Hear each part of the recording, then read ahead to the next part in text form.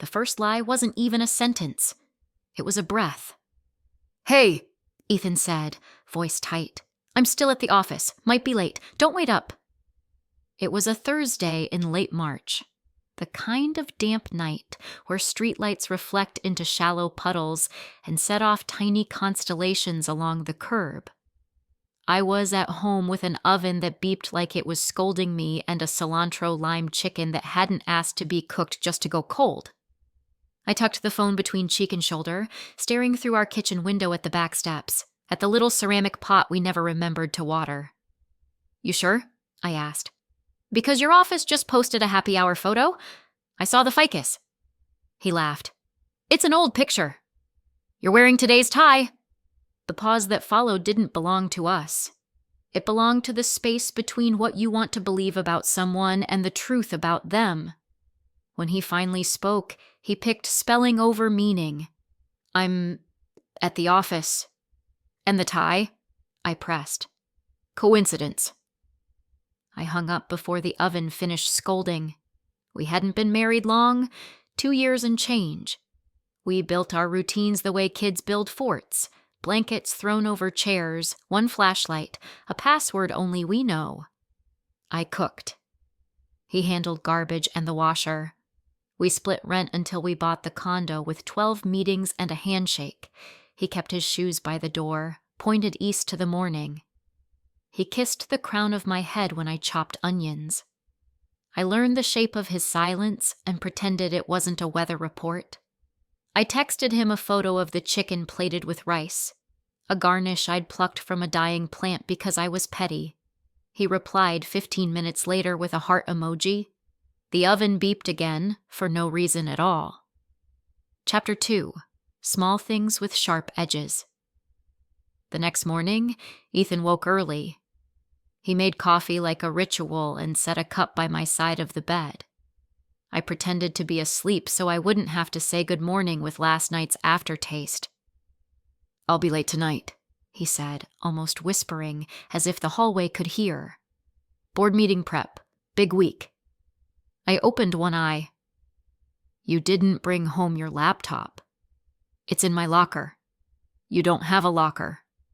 He didn't blink. "In the file room, we have a rolling locker." I wanted to laugh. I wanted to cry. I wanted to climb back inside the fort and pull the blanket over my head. "Okay," I said. "Be late." He kissed my forehead and left a coffee ring on the nightstand. Work was a blur of meetings and emails, and the low-grade hum of fluorescent lights that make your skull feel like a tuning fork. I'm a school counselor at Franklin Elementary. The kids save me without knowing it. They confess the way people wish they could. "I took the Lego, Miss Hart, but I don't know why." Or, "I told my best friend her sneakers look like ducks because she said my hair looks like spaghetti." Honesty like dandelion seeds, everywhere and unembarrassed. At lunch, my friend Priyanka and I ate on the back steps under a sliver of sun. "You're a storm cloud," she said. He lied about happy hour, then he lied about the lie. "Why?" I picked at my sandwich. "That's the worst part. If it's harmless, why lie? If it's not harmless, why act like it is?" She chewed thoughtfully. "Do you want me to say he's cheating so you can be mad? Or do you want me to say there's a reasonable explanation so you can breathe?" "Yes." She smiled. "Do you want me to stalk his socials?" "I did that last night. Nothing. No new followers, no new tags.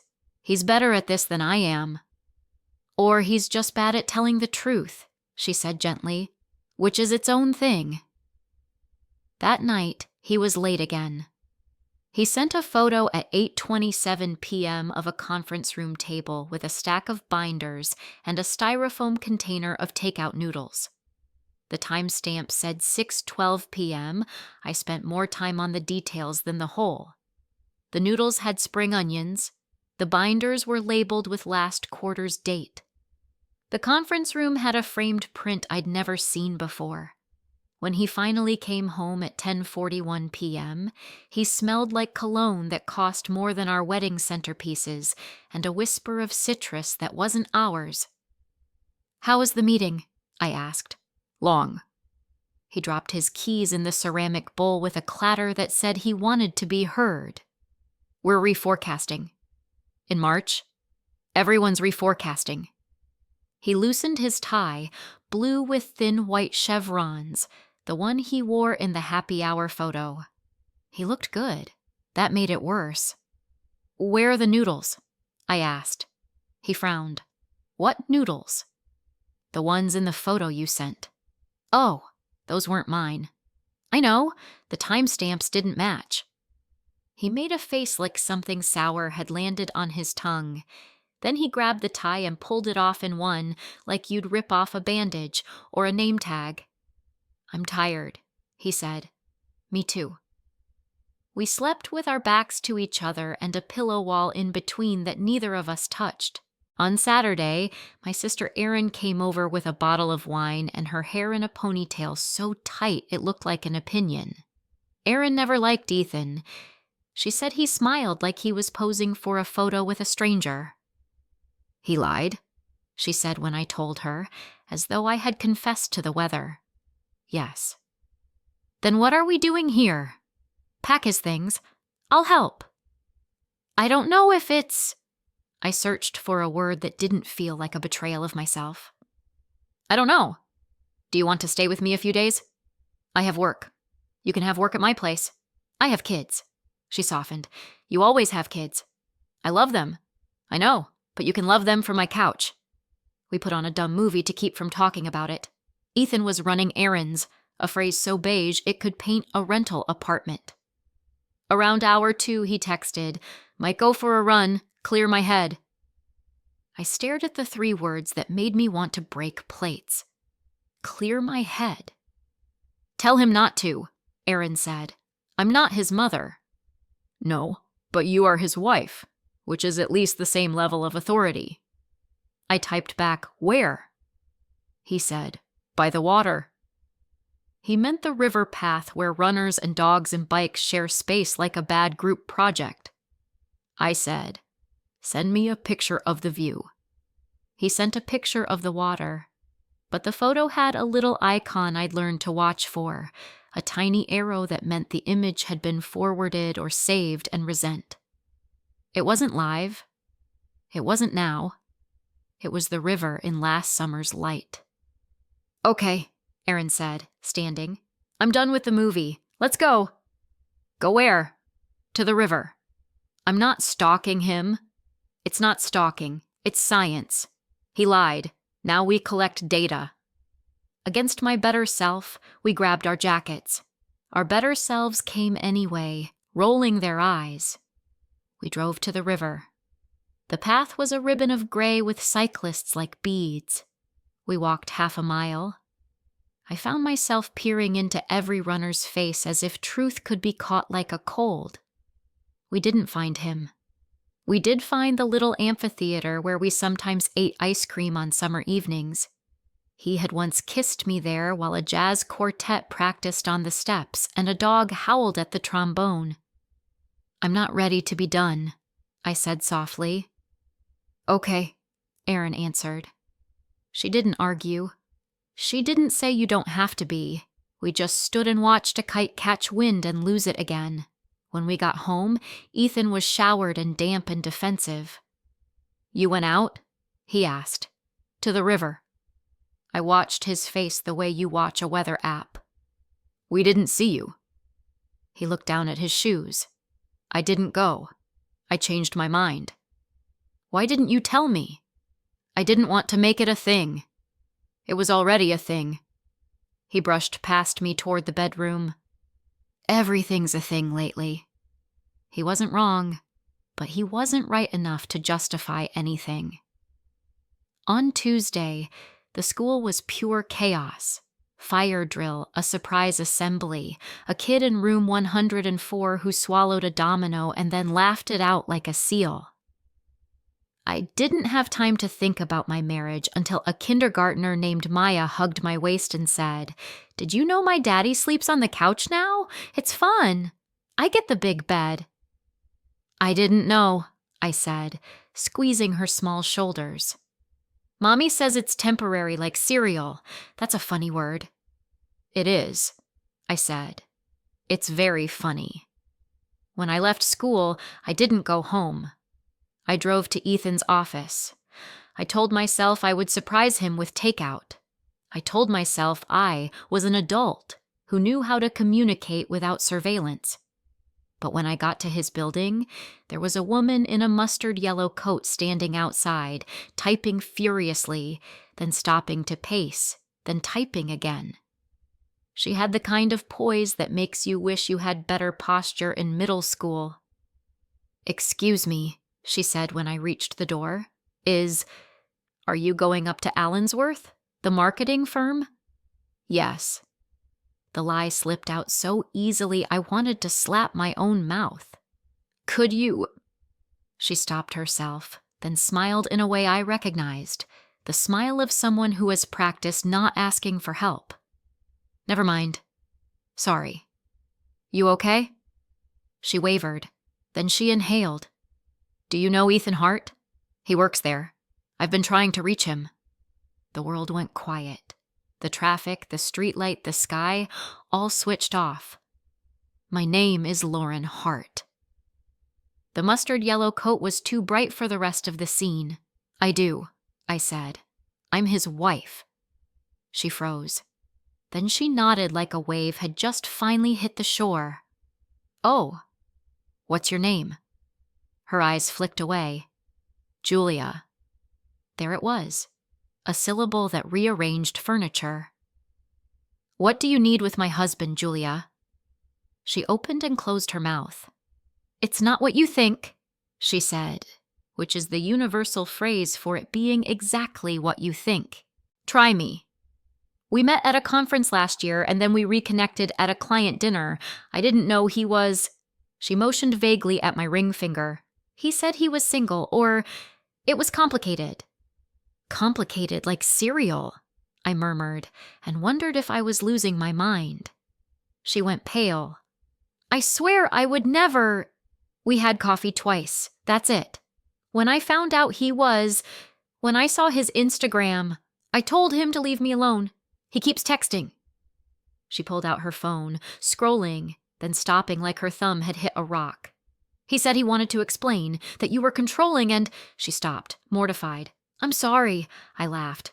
I sounded like the little plastic toy on a dog's collar that makes noise when they run. "I'm the controlling wife who cooks cilantro chicken and asks too many questions." She flinched. Then she did something I didn't expect. She offered me the phone. Her messages with him. There they were. His words in black and blue. The gray of her restraint. He said he couldn't stop thinking about her earrings, about the way she had described the museum light in winter. He said he didn't know why he lied. He said he felt alive around her.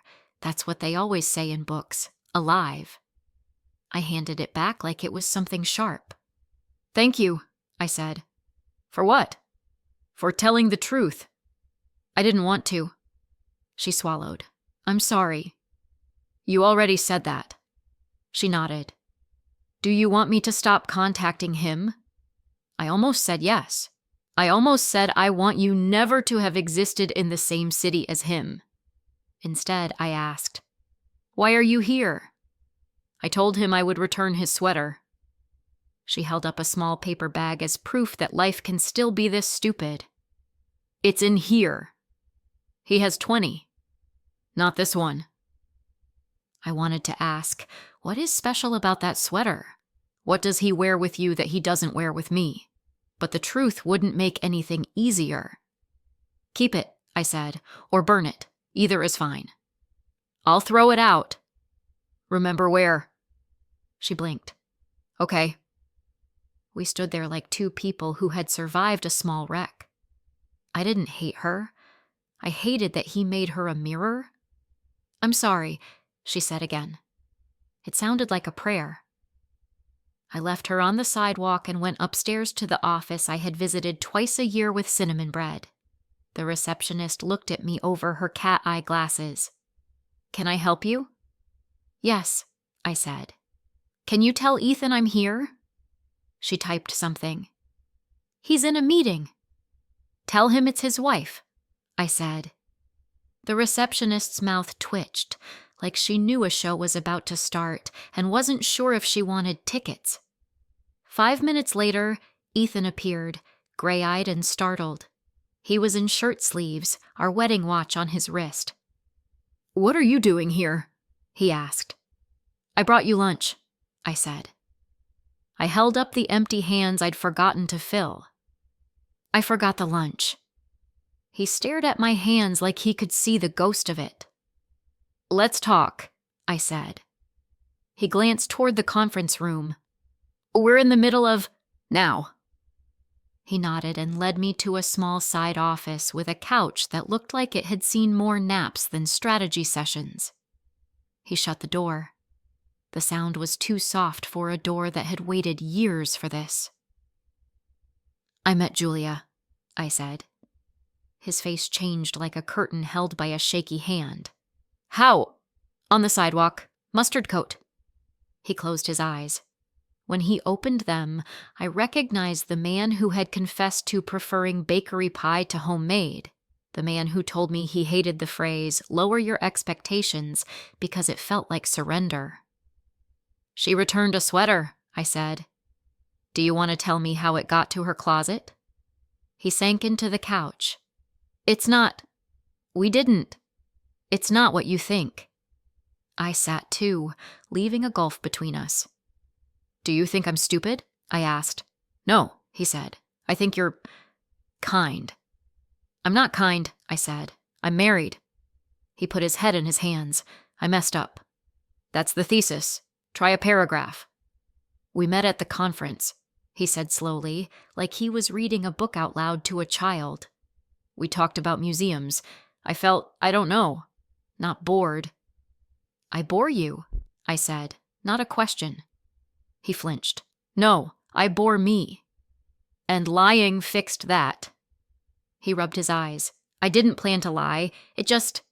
I'd say a small thing, and then I had to make another small thing to cover the first one. And suddenly I'm this." "What are you with her?" He smiled bitterly. "Confident, funny.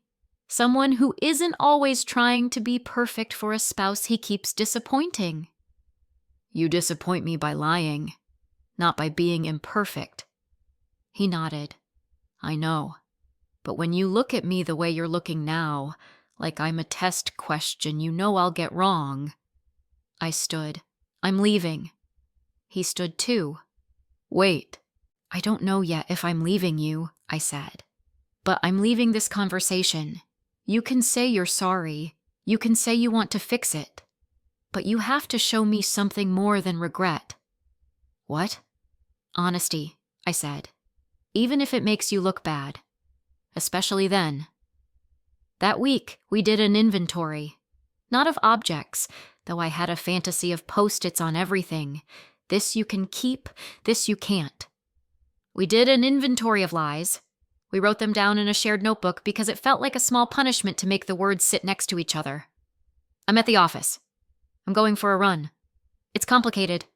We're just friends. It was just coffee. I sent that picture just now. You're controlling." At number 7, I put the pen down. "That one's not a lie. It's a weapon." He nodded, eyes fixed on the page. "I'm sorry. You keep saying that." "I don't know what else to say." He started sleeping in the guest room. We had rules. No lying about small things, no dramatic pronouncements after 10 p.m., therapy twice a week for him, once for me, once together if the therapist thought we were safe enough. We ate dinner at the table like people who remembered how to talk. We asked each other questions we had stopped asking months ago. Did you love second grade? Do you still hate cilantro? What did you think of your father's laugh? The one that sounded like coughs? One night he said, "I wrote her an email. I told her I lied, that I was married, that I'm sorry for dragging her into my mess. I told her I wouldn't contact her again. I took a breath. Can I see it? He handed me his phone. The email was plain. No dramatic oils spilled on the page, no longing disguised as accountability, just the facts and the goodbye. Okay, I said. Okay. He slept in the guest room anyway. At school, I met with a 4th grader named Aria whose parents were separating. She wore a pink hoodie with sparkles on the hood and a look that belonged to someone with a key to a house no one else knows about. It feels like I'm a book, she said, and they keep reading the same page and then putting me back on the shelf. What would it feel like if they kept reading? I asked. Like I was worth finishing. I smiled at her, and afterward, I cried in the supply closet next to the extra glue sticks. At home, I tried to finish things. Cat hair under the couch, the neighbor's unread text, the half-painted trim by the hallway mirror, the little nags of life that make a person feel like they exist. One evening in April, rain washed the city so clean it looked temporary. We sat at the table with bowls of pasta. Ethan twirled his fork like he was trying to spin a story into thread. Do you still love me? He asked. I didn't answer for a long time. The honest thing wasn't a sentence. It was a stack of Polaroids. The early days when we took the bus to farmers' markets and pretended we were more bohemian than we were. The late days when we closed cabinets too hard and said things like, do whatever you want and fine. The middle ones where we lay on the rug and pointed out our favorite cracks in the ceiling. Yes, I said. I love you. I also don't like you very much right now. He nodded slowly. That's fair. I don't want to be the person who stayed because staying is easier, I said. I also don't want to be the person who left because leaving is easier. What does harder look like? Trying, I said. Really trying. And if trying hurts and still isn't working, then telling the truth about that too. He exhaled. I want to try. I know. Even if... He stopped, then started again. Even if I don't get to be the hero in the trying. You don't, I said. You get to be the person who lied and then did the work. He put his fork down. Okay. In bed later, alone, I watched the shadows of the blinds crawl across the ceiling. I thought of Julia's mustard coat and Aria's sparkles. I thought of how quickly you can become a different version of yourself. It doesn't take betrayal. Sometimes it only takes one breath and a sentence you can't take back. In May, we had our first couples therapy session. The office had plants that thrived in fluorescent light and a rug that looked like it wanted to tell us secrets. I want to understand what lying did for you, the therapist said to Ethan, her tone gentle but pointed. It kept me from feeling like a failure, he said.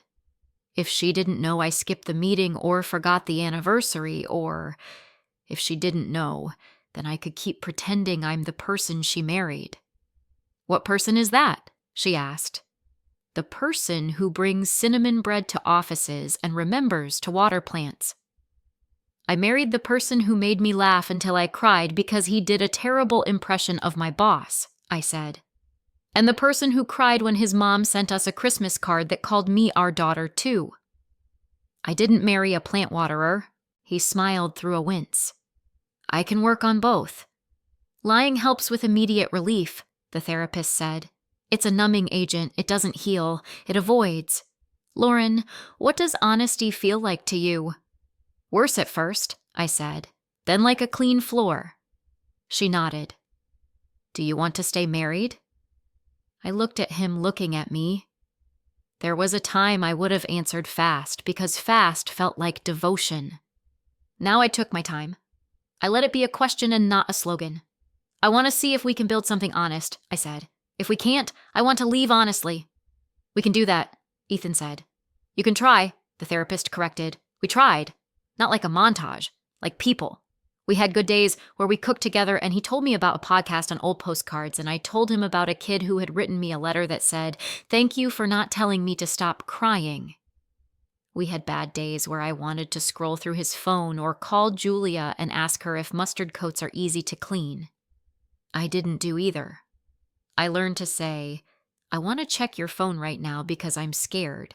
And he learned to say, "You can if you need to," and then take a breath while I decided whether needing to was the same as wanting to. We set up tiny rituals. He texted me once when he arrived at work and once before he left. If he changed plans, he told me, no excuses. We made it simple so it could be sustainable. And still, there were surprises.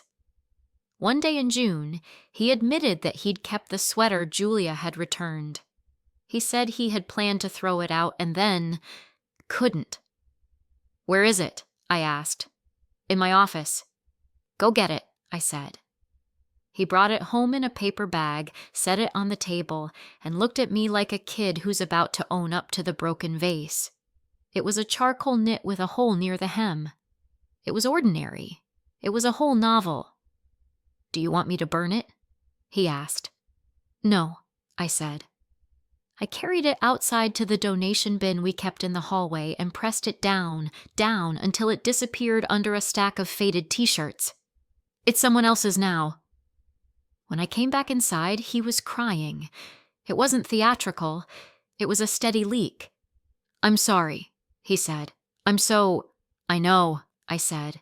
"Cry." So he did. I sat next to him and let him be a person. In July, my friend Priyanka threw a rooftop party for her wife's birthday. There were string lights, a cooler full of seltzer, and hummus in a bowl shaped like an avocado because the universe has a sense of humor. Ethan asked if he should come. I said yes. Then I worried I'd made the wrong call, and then I remembered that the right call is rarely confirmed by no anxiety at all. Halfway through the night, a man I didn't know started talking to me about city planning. He said things like zoning variants, while Ethan chatted with someone across the roof about baseball. I felt briefly like the old us, two independent satellites orbiting the same planet. Then a woman in a sundress brushed past me and said, "Sorry, Ethan," automatically, like she knew him. He turned. The smile he gave her wasn't guilty. It also wasn't nothing. It was the kind of smile you use when you're about to say a name. "Hey," he said, "you're here." "Hi," she said, then glanced at me. "I'm Nora. We worked together on the Brennan account." I shook her hand. It was a nice handshake, firm, unafraid. "Lauren." "Your party is lovely," Ethan told Priyanka's wife as she floated by. "Thank you," she said graciously, and introduced herself to Nora, who turned out to know 3 people in common with everyone because this city is a village that puts on airs. At home later, I said, "You smiled at her like you recognized a song." "I did," he said, baffled. "I worked with her for 6 months. It made me feel weird." "I'm sorry," he said. He didn't say I wasn't being fair. He didn't say it was nothing. He said, "Thank you for telling me. Do you want to talk about what weird felt like?" "Yes," I said, surprised by my own answer. We talked about weird like it was a room with 3 doors. Jealousy, fear, old hurt. We opened each door in turn and stood in the doorway without going in. It helped. "You can ask me to leave a party anytime," he said. "I won't," I said. "But I'll ask you to stand with me when I need you to." "Okay." We went to bed earlier than usual. He fell asleep with his hand on my ankle like he was anchoring a small boat.